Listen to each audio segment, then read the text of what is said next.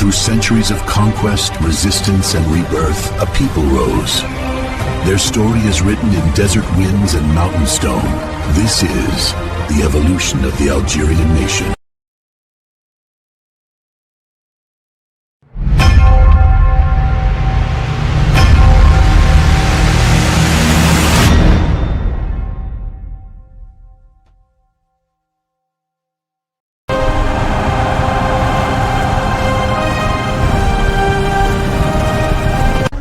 Long before cities, before nations, before written history, humanity began its journey here. On the plains of North Africa, early humans shaped the first tools, marking the dawn of civilization. 1,000 and 20,000 years ago, a remarkable culture spread across North Africa. Known today as the Aterian, these early humans thrived on a greener Sahara, where lakes and grasslands stretched toward the horizon. 6,000 years before the present, the Sahara was not a desert.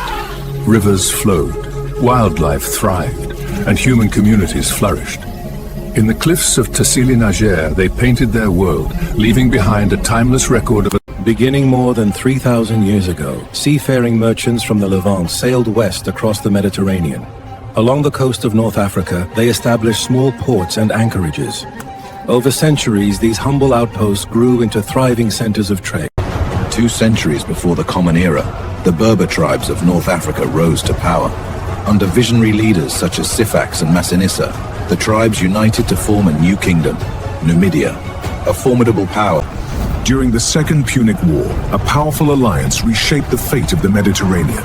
The swift cavalry of Numidia, led by King Massinissa, fought beside the legions of Rome, turning the tide against Carthage and changing the course of history. Under Roman rule, North Africa became one of the empire's most prosperous regions. Cities rose across the land: Timgad, Sirta, Thevest, where Roman engineering, culture, and trade transformed the landscape into thriving urban centers. During the height of the Roman Empire, the fertile lands of North Africa became essential to Rome's survival. From bustling ports like Caesarea and Bona, vast shipments of grain crossed the Mediterranean, earning the region a new title, the breadbasket of Rome. From 112 to 105 before the Common Era, the deserts of North Africa became the stage for a fierce struggle between Rome and the Numidian king Jugurtha. Master of strategy and deception, he harried legions and supply lines with lightning raids, vanishing into the hills. In the first sparks of resistance, King Hirak seized power against Rome's influence, but his defiance was crushed in a swift and brutal campaign. Juba I, a king entangled in Rome's civil war, triumphed against Caesar's general, yet fell in the decisive battle of Thapsus. Arenas. Once a soldier of Rome, Tacfarinas turned against the empire, using its own discipline to challenge its power. He forged a new kind of force, blending Roman tactics with the swiftness of Numidian riders. For years he waged a war of... In the cities of Roman North Africa, a new faith reshaped the spiritual world. Thinkers like Augustine of Hippo explored profound questions of belief and philosophy, while movements such as Donatism sparked passionate debates about the nature of the church. In the heart of the Sahara, she rose beyond legend. A queen who shaped a people and united the desert. Tin Hinan lives forever. In the 4th century, North Africa became the center of intense religious debate. Inspired by the teachings of Donatus, many believers demanded a purer church, sparking a movement that would shape Christian history across the region. In 429 AD, the Vandals crossed into Roman North Africa. Within a generation, the power of Rome in the province would crumble as new kingdoms rose from the ashes of the empire.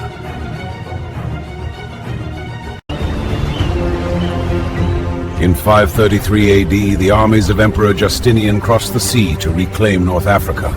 With the fall of the Vandal kingdom, imperial standards once again crowned the walls of these ancient Roman cities. In the 7th century, across the vast Sahara, Arab cavalry advanced into the lands of the Maghreb.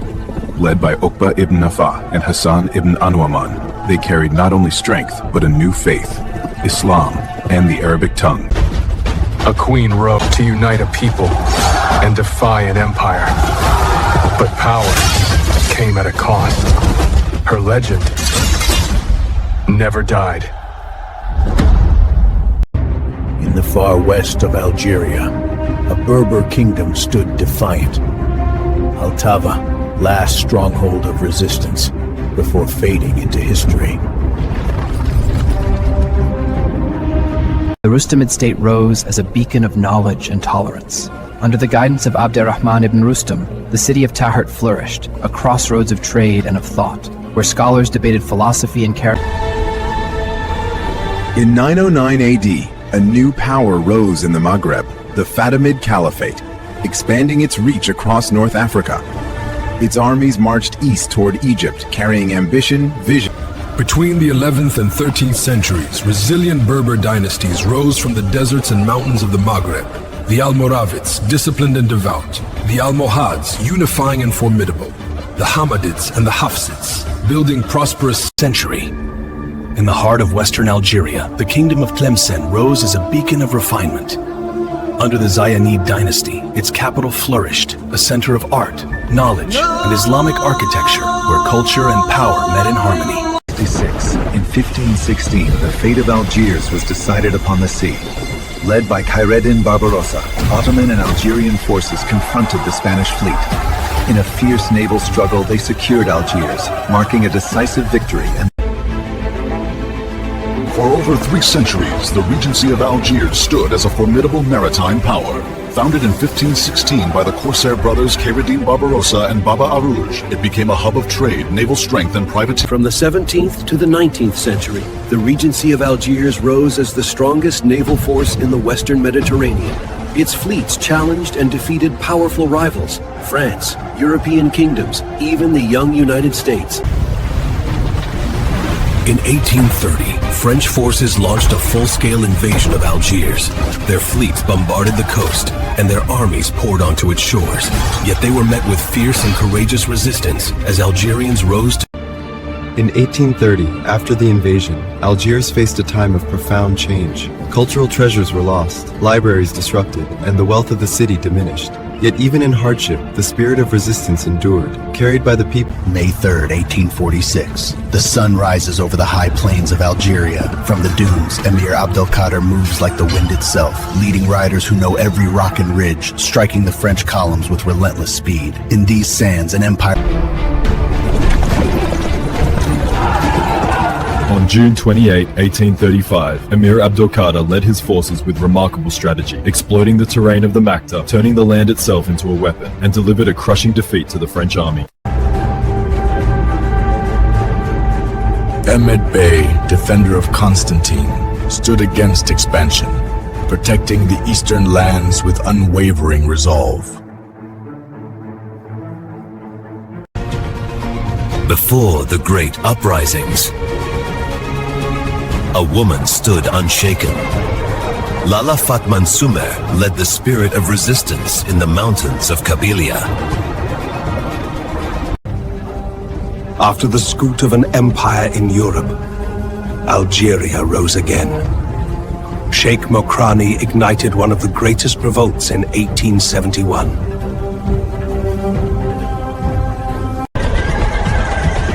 And the flame did not fade. Sheikh Bouamama carried the resistance across the deserts, refusing to surrender.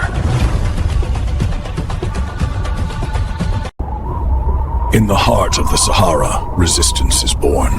For decades, they defied an empire led by a sheikh, unyielding and fearless. Allied, they resisted without surrender. 40 years of resistance, the last to fall, the first to In 1916, in the Gelb of the Ores, the Chawi arose to defend their land, their identity, and their freedom. Though Zemen passes, their courage remains carved into the mountains of Algeria.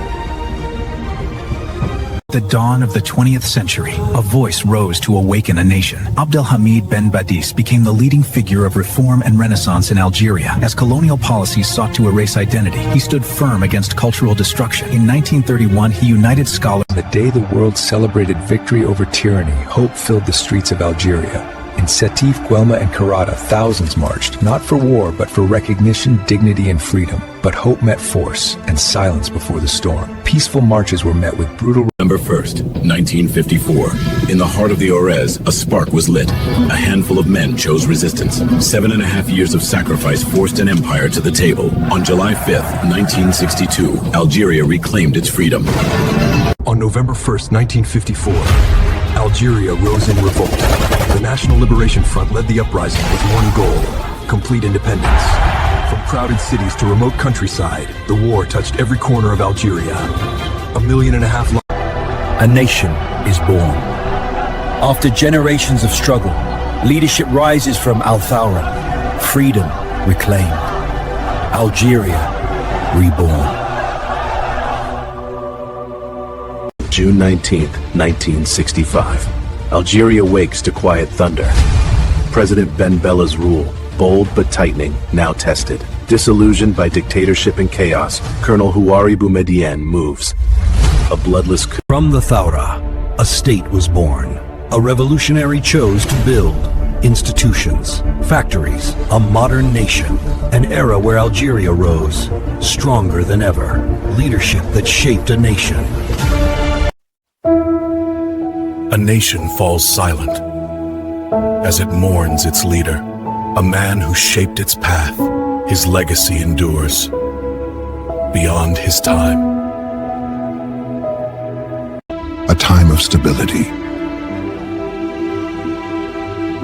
Under new leadership, Algeria moved forward in calm, until one day everything changed. A moment that reshaped a nation. A nation stood at a crossroads. When elections were halted, a brutal conflict emerged, a decade marked by fear and division, and a path toward peace. A new chapter begins. Voices united for change. A nation redefining its path, driven by its people. Algeria moving forward. In 2019, the voice of the people shook a nation. As protests grew, the nation stood at a crossroads. The army stepped in under decisive leadership. A new chapter would be decided at the ballot box. Algeria rises from the depths of the Sahara to the engines of industry. A nation reshaping its future in a year of execution.